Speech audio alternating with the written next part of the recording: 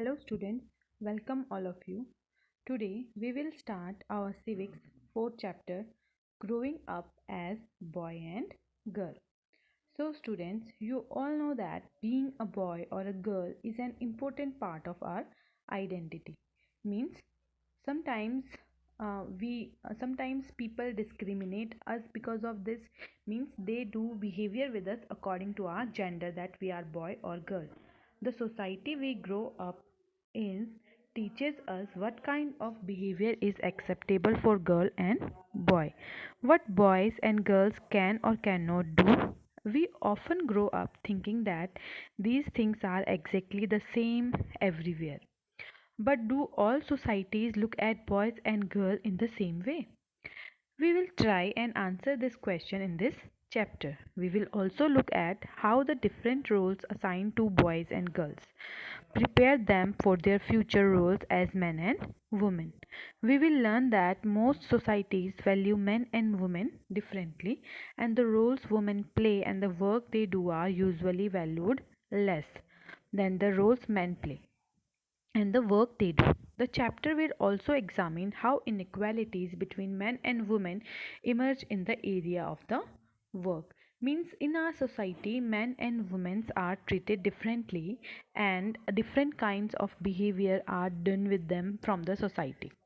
So we will read about this, that why they do this, and why is it wrong or right, that how boys and girls are grown up in our society. So we will discuss these points in this chapter.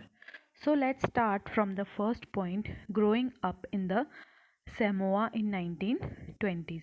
Here you can see how the children were grown up in the Samoan society. Students, the Samoan Islands are part of a large group of small islands in the southern part of Pacific Ocean. And in the 1920s, according to research reports on Samoan society, children didn't go to school. They learned many things, such as how to take care of children or do household work from older children. Means in Samoan society, children do not go to school. They learn lots of things from their own society, their home, and they just take care of the children and do household works. And when the boys turned 9, they go to outside with their parents, with their elders, to learn the fishing and the coconut tree plantation, because coconut tree plantation and fishing were the main occupation in the island. That's why the boys started learning this from the age of 9 years, and girls still doing the household works. But when boys and the girls turn 14 years, the girl also start the outside work.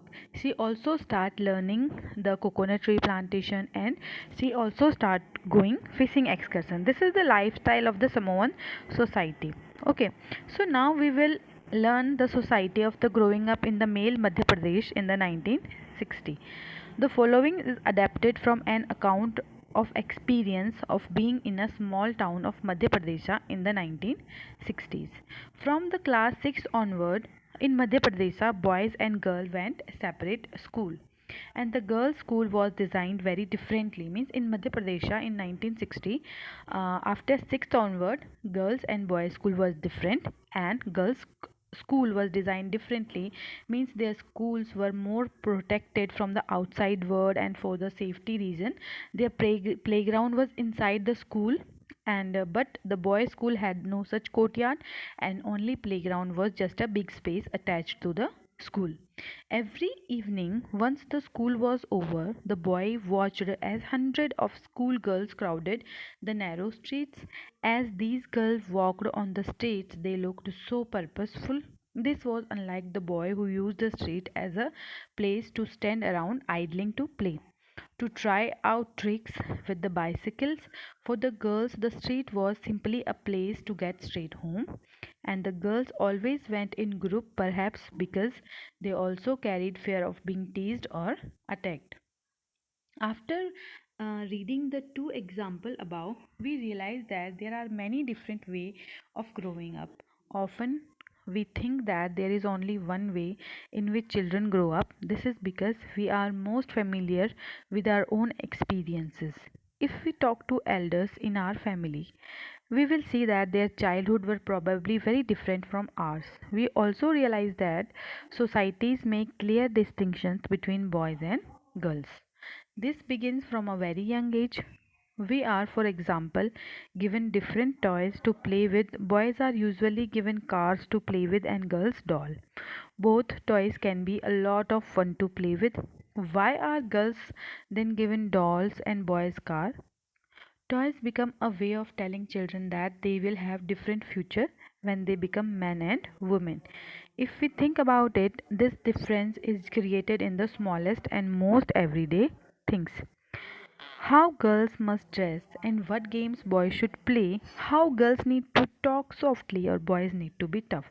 All these are ways of telling children that they have specific roles to play when they grow up to be men and women.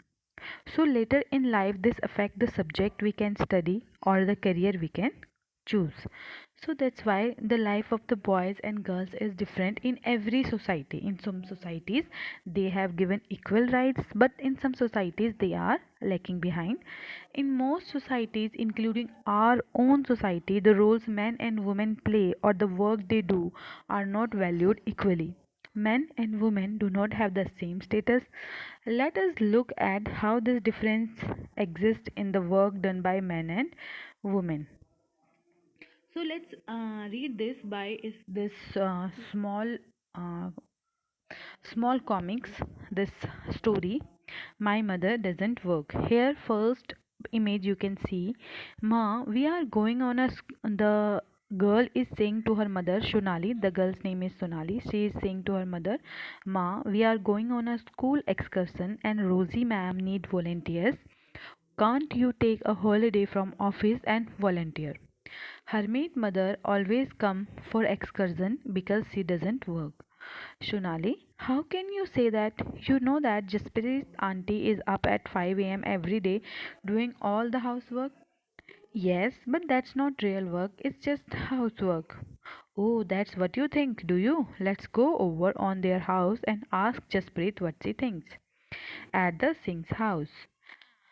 Harsharan, Sonali thinks that your wife is not a working person. But isn't that correct, auntie? My mother is housewife, she does not work. Then Sonali's mother give a suggestion to the Jaspreet's mother that Harsharan's mother that then Jaspreet, why don't you just relax and let them manage everything for the change? Great idea. Okay, I will go on strike tomorrow. What a fun!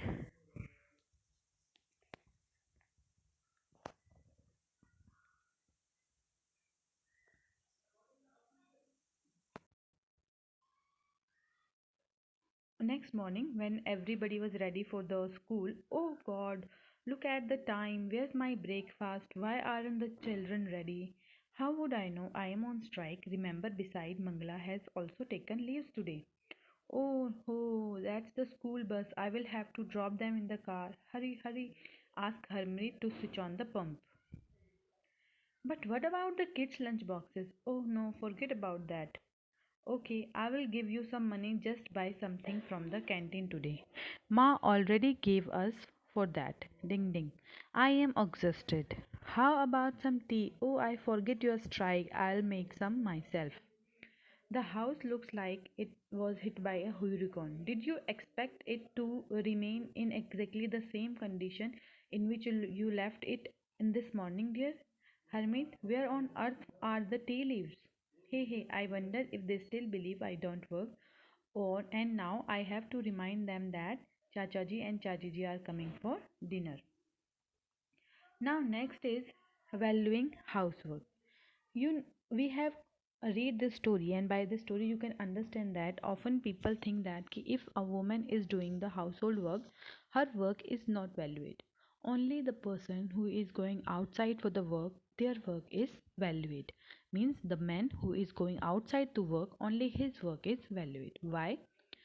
If she is taking the responsibility at home, then only everybody can go to their work. Means household work is same as valued as the other work. Hermes family didn't think that the work Jasprit did within the house was a real work, and this feeling is not unique in their families. Across the world, the main responsibility for housework and caregiving tasks, like looking after the family, especially children, the elderly, and sick members, lie with women. Yet, as we have seen, the work that women do within the home is not recognized as work. It is also assumed that this is something that comes naturally to women. It therefore doesn't have to be paid for. The society devalued this work. Means society didn't give any value to the person who are doing household work. They doesn't consider it a valuable work. Let's discuss the lives of a domestic worker. In the story above, Hermit's mother was not the only one who did the housework. A lot of the work was done by Mangala, their domestic helper. This is a picture of the Melanie and her daughter, who is also a domestic helper. Means she used to help people at their household work.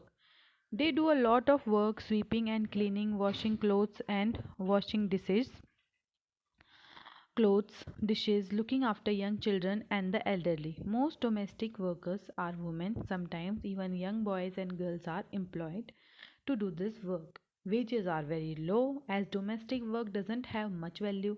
Or domestic workers they can begin as early as 5 in the morning and as late as 12 at night. Despite the hard work they do, their employers often do not show them much respect. This is what Melanie, a domestic worker, had to say about her experience of working in Delhi. So let's read the Melanie's experience as a domestic house worker. My first job was with a rich family that lived in a three-storied house, and the Mem Sahib was very strange as she would shout to get any work done. My work was in the kitchen. There were two other girls who had the cleaning. Our day would begin at 5 o'clock for breakfast. We would get a cup of tea and two dry rotis, and we could never get a third roti in the evening. When I cooked the food, the two girls would beg me to give them an extra roti. I would secretly give it to them and make an extra one for myself. We were so hungry after working through the day. We could not wear chappal in the house, and in the winter our feet would swell up with the cold. I used to feel scared of the Mem Sahib but also feel angry and humiliated. Did we not work all the day and did we not deserve to be treated with some respect? In fact, what we commonly term as housework actually involves many different tasks. A number of these tasks require heavy physical work. Still, in both rural and urban areas, women and girls have to fetch water. In rural areas, women and girls carry heavy head loads and firewood tasks like washing clothes, cleaning, sweeping, and picking up loads require bending, lifting, and carrying. Many chores like cooking involve standing for long hours in front of hot stoves. The work women do is strenuous and physically demanding, words that we normally associate with men. Another aspect of housework and caregiving that we do not recognize is that it is very time consuming. In fact, if we add up the housework and the work women do outside the home, we find that women spend much more time working than men and having much less time off for leisure. Students, we will read this chapter in our next video. We will complete the chapter, but you have to write these glossaries in your book. This is your homework. Write down these glossaries in your notebook and the words like identity, double burden, caregiving, and devalued. Okay.